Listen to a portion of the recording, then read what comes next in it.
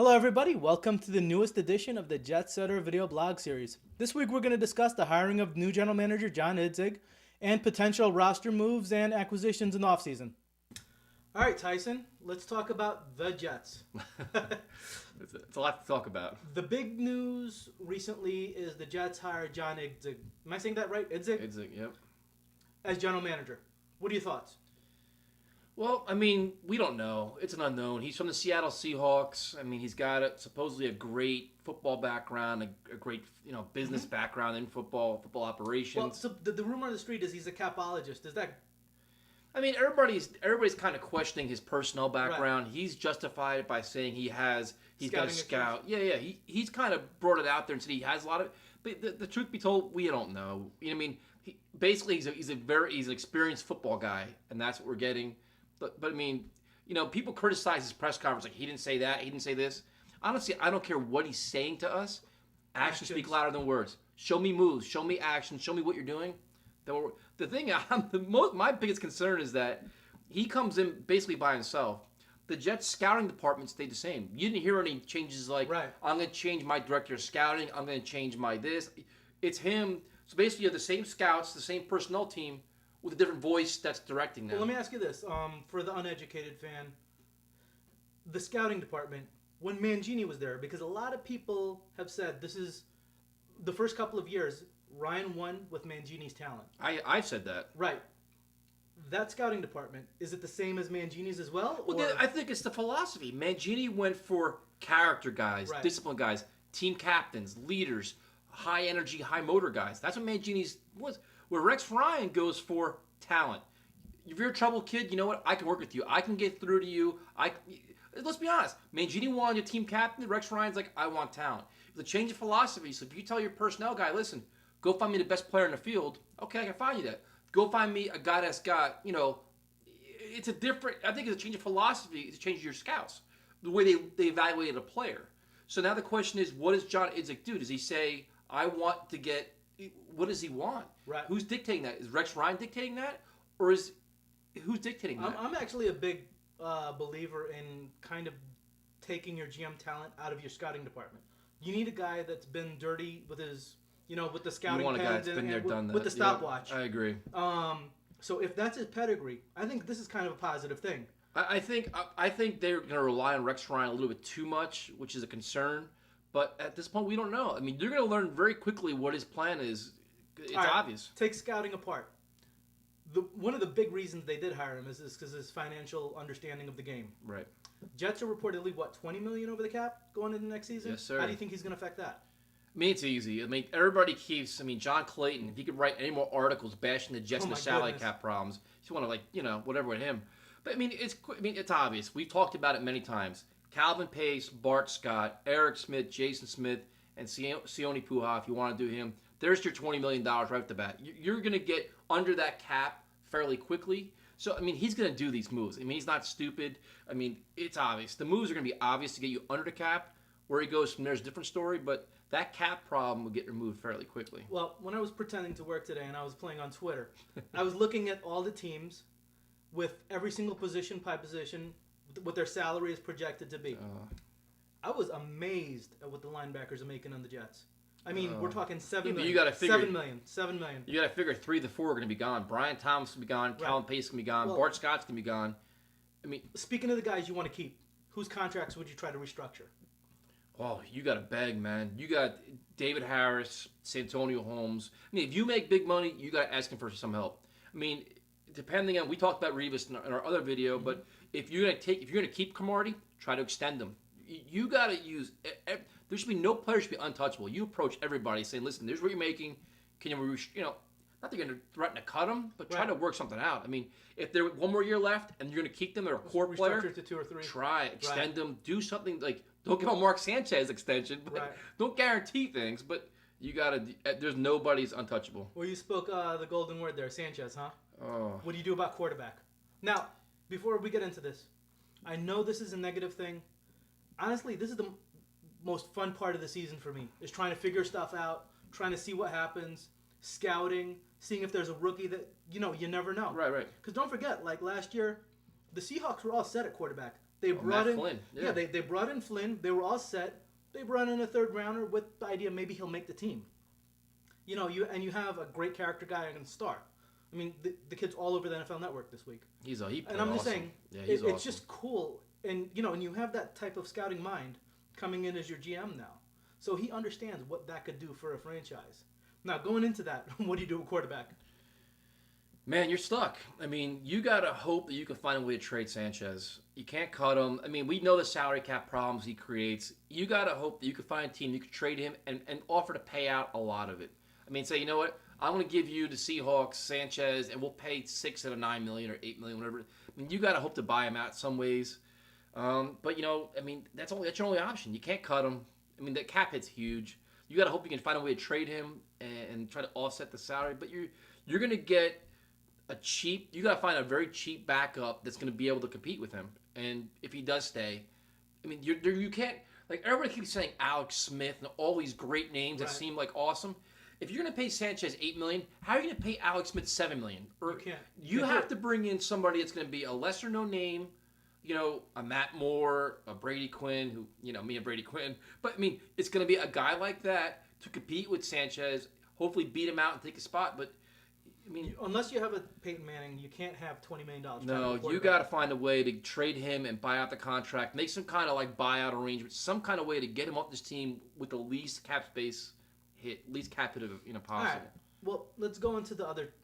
And no Jamarcus Russell either, because I know you're gonna ask that question. It was coming. You knew it was coming. No Jamarcus Russell. All over the Twitter wire. Let me see if I can paraphrase. The Jets are in exploratory talks with former number 1 overall pick Jamarcus Russell. You know what it is though?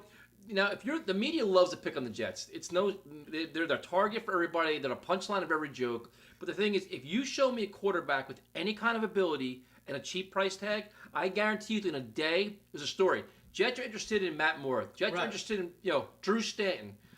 Ryan Leaf walked across the street wearing a Jet t-shirt. He's interested. I mean, it's going to be, that's the nature of the beast right now. So these guys are looking for stories. So you're going to see some crazy stories that aren't even remotely true. All right. Well, we talked about players that might get restructured, might get cut. Let's talk about the players that are free agents that we're talking about. I'm gonna throw out some names. Give me your thoughts. Let's start with Sean Green. Goodbye. You can't. I mean, you're just gonna throw Jersey Kid out the door. You know what? You need at this point an explosive running back that can catch the ball. I like Joe McKnight, Bilal Powell, but you can't. At this point, look at the Jets' salary cap problems. You need an increase in talent. I don't pay Sean Green. Honestly, I kind of agree. You can get in the 6th round. Running backs are a dime a dozen, dude. You can get a running back. They're a dime a dozen. Braylon Edwards. Sign him. He's going to come cheap. There's not a huge market for him based on... You saw there's no market for him last year. Right. He came here on the cheap. He fits the system. And you got to keep in mind, Braylon Edwards, Santonio Holmes coming off a major injury. Stephen Hill can't catch and coming off an injury. Basically, right now, all you have is Jeremy Curley. Braylon loves being in New York. He plays hard. He fits well right now. I say you give him, a little bit over veteran minimum, and you resign him. And a car service for the 3M. Nice, Giant fan. Nice. Dustin Keller. Tough call, Dustin Keller. I think you come injury plague season, but he's a legitimate receiving tight end. I don't know if you give him a contract or you try to franchise him or transition tag him. You give him $4 or $5 million a year. He's a legitimate receiving threat. He's got some talent. I'm not sure if he wants to be here. I mean, I don't know if you franchise him and it pisses him off. I think you try to keep him. I would try to franchise him or a transition tag him, to be honest with you. Because keep in mind, if you don't do that, your tight end is Jeff Cumberland. But the problem with the transition tags is you got to give that big money. You got to give top 5 tight ends. It's still $5 million, $4 million a year. It's money, but I mean you got to see the problem with the Jets is they have no receivers. So like if you don't have receivers and your running backs are kind of shaky, they can't receive the ball. You go to your tight end. So he could benefit by the Jets' lack of talent as well. All right, let's talk about Brandon Moore and Matt Slauson. Both free agents. Do you keep both? Well, I think Matt Slauson's on his way out because they tried so hard last year to play Vlad Ducasse. I mean, Matt Slauson's going to be like, you know what? Whatever kind of money, I think he's going to want to get out of here. And I think the Jets are going to feel okay with that. Brandon Moore is a valuable asset. I think he's not going to command a lot. He's got some years on him. But I think he's a team captain, one of the captains, he's a veteran, leader in the locker room. I think they're going to try to keep him. I would prefer to keep him. You see kind of continuity on the offensive line, but I think Slauson's gone. All right. Well, a couple of nice surprises last year were your safeties that you picked up, Jeremiah Bell, and LaRon Landry, who's just personally one of my favorite players in the NFL because he's a psychopath. Yep. What do you do about them? I mean, Landry's gone. You can't keep both. You can't re-sign LaRon Landry. You can't for two reasons. Do you think his stock went up that much? Absolutely. He's a Pro Bowl year, healthy all year, Pro Bowl year. He was playing for a contract and he hit the jackpot. So right now, if again, I keep dwelling on this, but it's gonna be a theme that we're gonna hear all offseason. They don't have cap space.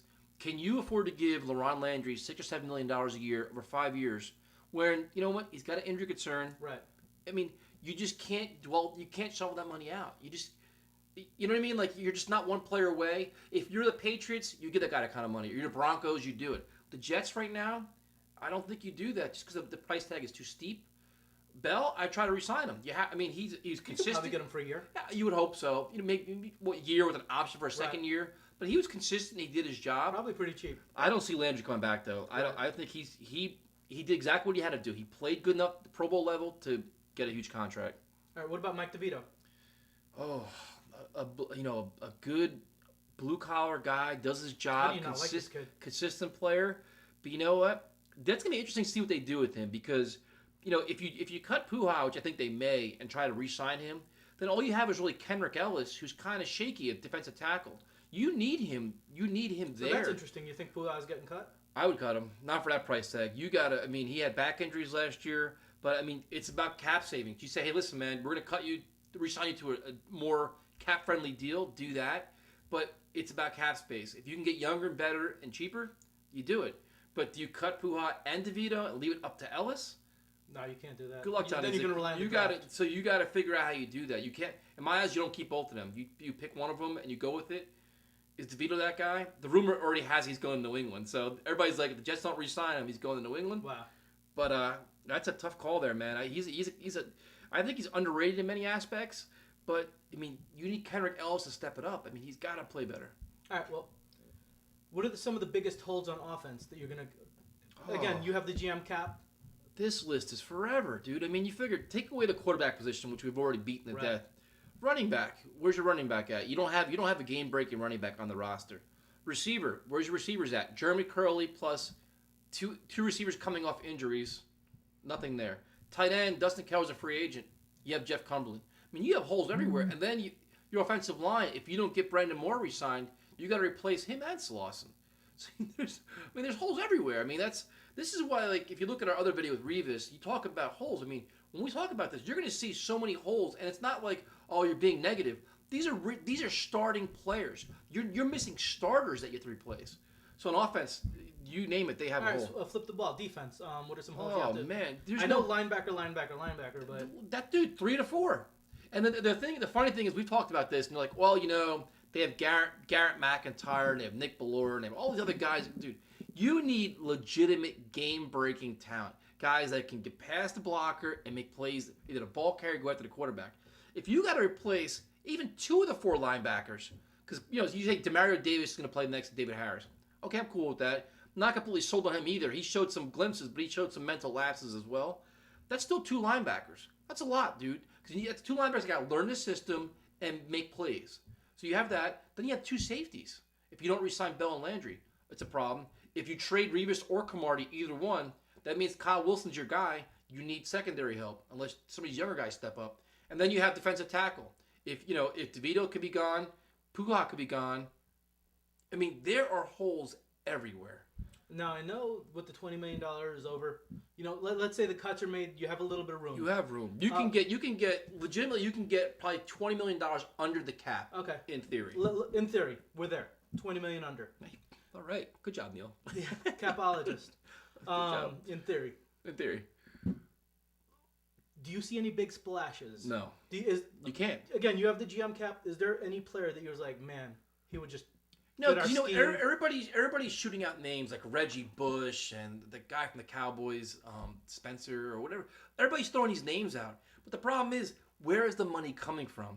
The Jets need a ton of talent, and they have a ton of holes. So if you don't want Reggie Bush, okay, great. We want Reggie Bush. We want that explosive guy. You give him $5-6 million a year? How are you filling up all these other holes? the Jets have got to get draft picks. They've got to draft well, which is, that's a huge if they can do that. And you got to accumulate. Well, again, you need to find diamonds in the rough. You got to find, lesser known talent to fill holes. One of the greatest things about this GM is, last year they consider his draft class the best draft class. Well, it's not his. I mean, it was John Schneider's. Right. He from went along for the ride. Yeah. One for 7. With the Seahawks, they just had a heck of a class. They have 7 contributors from top to bottom. Right. You got to hope. If you can emulate that, there's something to be excited about. See, the problem is that the Jets in the past, they've only had 3 or 4 draft picks. So if you miss on 2 of them, half your draft class sucks. Right. This is why if you trade a Reeves, you trade a Cromartie, you've got to accumulate picks. So say if you have 10 picks and 30% aren't good, you got 7 players. But they need explosive players. They cannot miss. This draft is huge for them. And, in terms of like a big splash, you're not going to see those, Brett Favre kind of moves or all these, Braylon Edwards kind of trades. You're not going to see that anymore, man. You got to find, they're going to earn your paycheck in terms of personnel evaluation this year. All right. Before we close up, let's talk about my favorite part of the NFL year. I mean, if we're not in the Super Bowl, this is my favorite part of the year, the draft. It really is. It's my joy. Watching the Senior Bowl. Well, let me give you a quick hypothetical. 2nd round pick.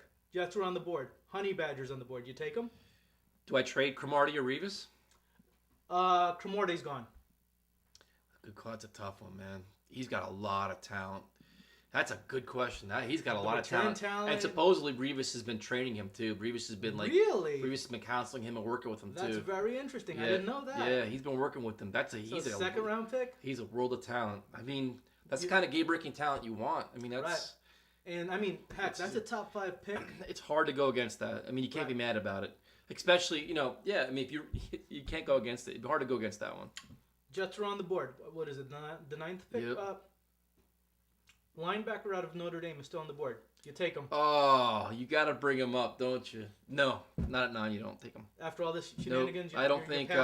At this point, you need explosive players. But was it the shenanigans that turned you, or was it that game versus Alabama? Nope, I don't think it's that. I think you need more explosive player at that. At number 9, you need because right now he's an inside linebacker. You need an outside linebacker that can get to the quarterback. Yeah, but what if you're passing on another Kanukli?